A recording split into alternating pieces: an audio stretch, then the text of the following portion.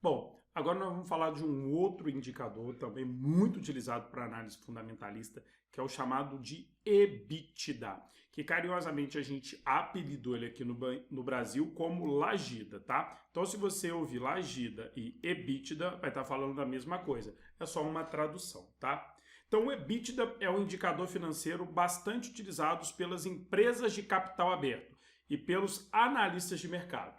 Esta sigla significa Earnings Before Interstate Taxes, Depreciation and Amortization.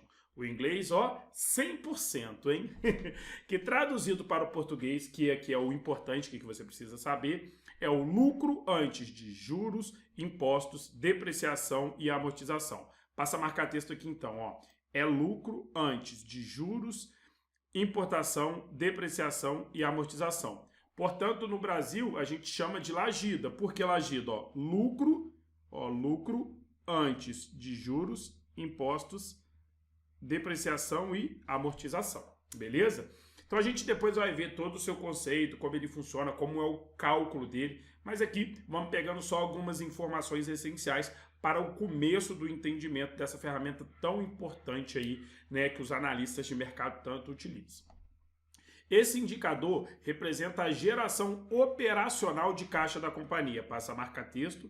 Então, ó, a gente consegue visualizar a geração operacional de caixa. O que é a geração operacional? Quanto que a operação da empresa gera para ela de caixa, né? Quanto que vem através da operação.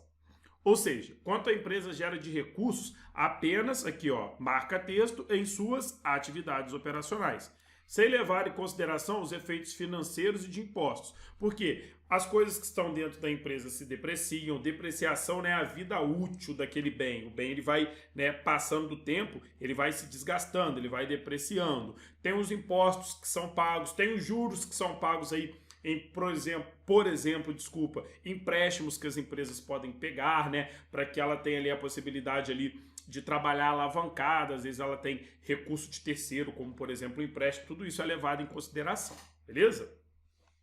A utilização do EBITDA ganha importância, pois analisar somente o lucro ou prejuízo de uma companhia, ou seja, o seu resultado final, tem sido insuficiente para avaliar seu real desempenho. Isso porque muitas empresas têm seus lucros ajustados por fatores puramente contábeis ou por fatores que não são core business da companhia, parte central da empresa. Por exemplo, o que é o core business da AWS? É aprovar aluno, ter alunos. Mas a AWS certificação, por exemplo, elas pode dar palestra e aí começar a ter recurso. Mas isso não é o core business. A AWS certificações não nasce para isso, né? Ela nasce para certificações. Isso é o core business, tá? Como, por exemplo, ganhos de operações financeiras e não operacionais. Poderia ser um exemplo aqui da AWS Certificações, por exemplo, ter aqui um fundo de ações. O Wallace foi lá e fez um investimento no CNPJ dessa empresa aqui. O Wallace foi lá e colocou 1 milhão. Aí que beleza, Deus abençoe, hein? O Wallace colocou 1 milhão. Passou o período de 1 ano, esse 1 milhão virou 2 milhões. Olha aí que beleza. O Wallace teve um retorninho de 100%, tá? E aí, isso aqui não é o core business. A empresa não ganhou 1 milhão, que foi aqui o retorno que ela teve, através da sua parte central, através daquilo que realmente ela se propôs, mas por uma operação financeira. Então, por isso que é importante, né, visualizar toda a operação. O EBITDA vai dar essa visão para que a gente consiga ser mais assertivo. Então, o que você precisa lembrar daqui é o seguinte: o que é o EBITDA? O EBITDA é o Lagida. O Lagida é mais fácil de lembrar porque a gente consegue trazer para o nosso português. E o Lagida é lucro antes de juros, impostos, depreciação e amortização. A gente vai ver isso com mais eficiência ao decorrer das nossas aulas e é lá que eu espero vocês.